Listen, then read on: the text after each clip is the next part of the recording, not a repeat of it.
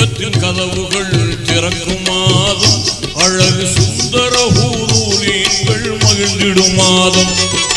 நரகத்தின் கதவுகள் மூடும் மாதம், கெட்ட இப்லீஸை விலங்கிட்டு